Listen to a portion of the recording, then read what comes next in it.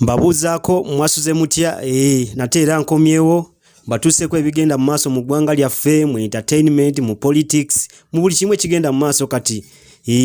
atanaba ku subscribinga munange tukusaba subscribing osobole okumanya buli kimwe kigenda mu maaso mu ggwanga tetwagala kuleka mabega ekyo kyolina okukola wanoka ku the buzz UG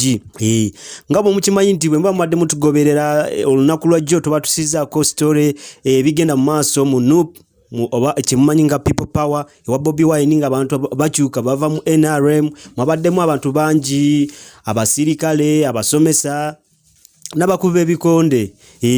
kati leero nkomyewo ne story yo n'omusajja omusirikale gwe nakutusizaako ejjo eyakyuse n'agenda mu people power nga yambadde uniform ey'amagye omusajja eyakyuse n'agenda mu kibiina kya people power wabula information gye tulina wano ku ground wanoka ku the buzz gye tufunye kiraga nti ono omusajja tabangako w'amagye ono musajja tabangako w'amagye muvuzi wa boda boda wali enankulabye n'abasajja abakulu mu magye bavudde ne bakikofaminga ne bagamba nti ono musajja tebamumanyi wabula kye tulina wano ku ground kiraga nti ono musajja mbega wa